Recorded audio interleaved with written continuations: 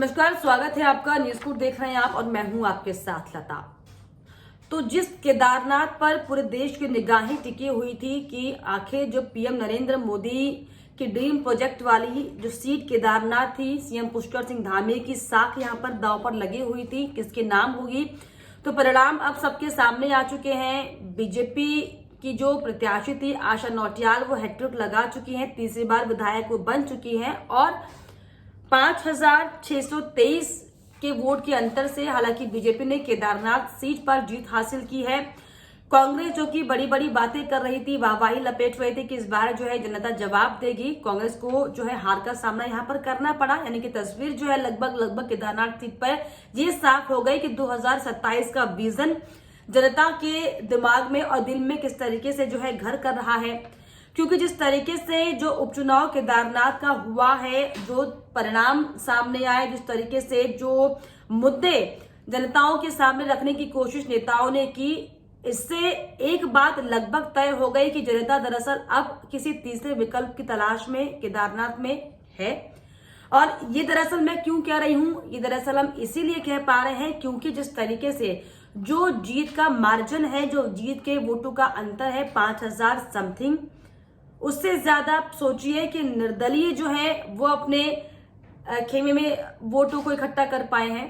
क्योंकि 2024 में जिस तरीके से बॉबी पवार 1.5 लाख के करीब वोट लेकर आए थे, साफ तौर पर अच्छा खासा जनाधार उन्होंने इकट्ठा करके दिखाया कि जनता दरअसल अब तीसरे विकल्प की तलाश में है। तो वहीं अब इस विधानसभा के उपचुनाव में त्रिभुवन चौहान ने साफ तौर पर ये दिखा दिया है कि दरअसल जनता जो है अब नए विकल्प की तलाश में है।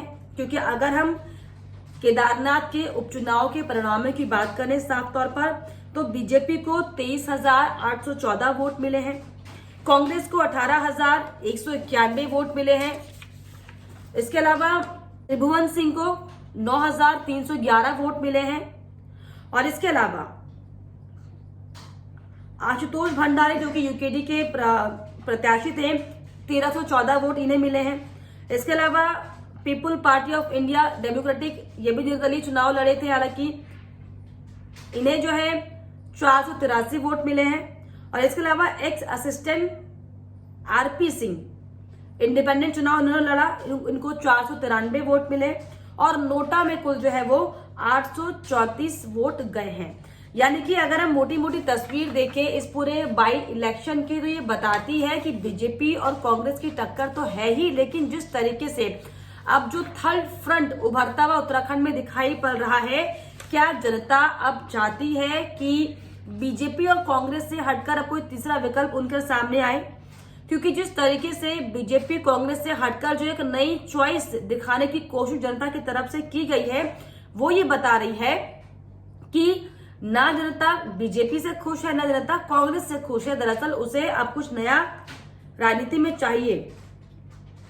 क्योंकि जिस तरीके से 2024 से अगर हम इलेक्शन की बात करें, तो बॉबी पवार का नाम जो कि बेरोजगार संघ के अध्यक्ष हैं, किस तरीके से सबके सामने था कि कैसे लोकप्रिय चेहरा वो बनते गए। और ये तस्वीर हो गई चुनाव आते आते कि टिहरी सीट से उन्होंने चुनाव लड़ा, हालांकि निर्दलीय चुनाव उन्होंने लड़ा था, यूकेडी ने समर्थन किया था, लेकिन 1.5 लाख से ज्यादा उनको वोट मिले थे।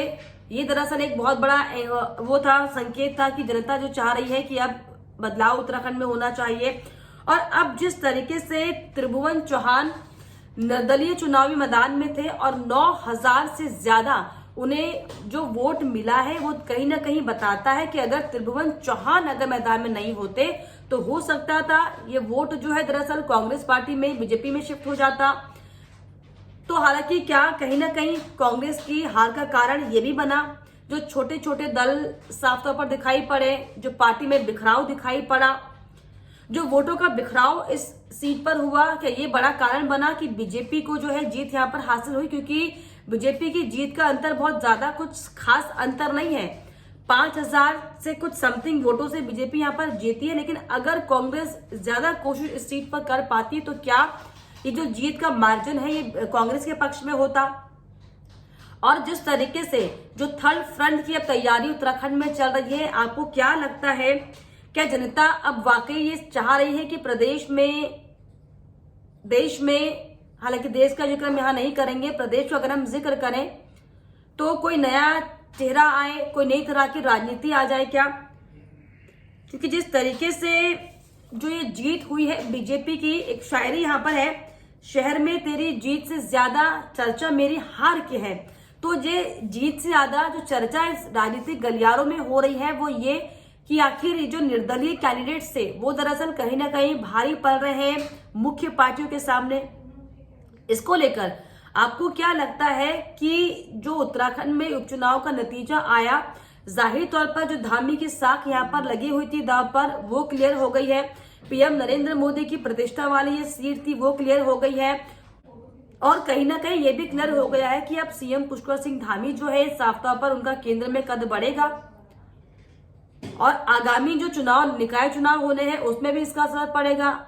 2027 में जो चुनाव होने हैं उसमें भी इसका बहुत अच्छा खासा फर्क पड़ेगा। लेकिन क्या फर्क इस बात से भी पड़ेगा, जो निर्दलीय कैंडिडेट लगातार पार्टियों के टक्कर में दिखाई पड़ रहे हैं, चाहे 2024 में हुए, अभी हाल ही में जो इलेक्शन हुए, बॉबी पवार का हम जिक्र कर लें, चाहे अब जिस तरीके से त्रिभुवन सिंह चौहान, हालांकि बॉबी पवार ने समर्थन किया इनके लिए, रैली की, जनसभाएं की, तो राजनीति में ये जो आक्रामकता दिखाई पड़ रही है, जो नया जोश और नया खून दिखाई पड़ रहा है, क्या आपको लगता है कि उत्तराखंड के लिहाज से अब बहुत बेहतर भविष्य की तैयारी उत्तराखंड की राजनीति के लिए होने वाली है क्या? हमें कमेंट बॉक्स में लिखिए। और इसके अलावा ये जो उपचुनाव के नतीजे सामने आए हैं, जो गुणाभाग अगर करते हैं, तो जो राजनीति के जो बड़े बड़े विशेषज्ञ हैं वो दरअसल जीत से ज्यादा इस बात पर अब चर्चा कर रहे हैं कि जो जीत के बाबत जो नए अब चेहरे तैयार हो रहे हैं मुख्य पार्टियों को टक्कर देने के लिए, क्या वो एक गंभीर विषय बीजेपी और कांग्रेस दोनों के लिए हो जाएगा?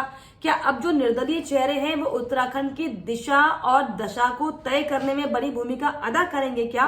इन तमाम मसलों को लेकर क्या आपको लगता है, हमें कमेंट बॉक्स में जरूर लिखिएगा। इसके अलावा हमारे चैनल को लाइक, शेयर, सब्सक्राइब करना भी ना भूलें।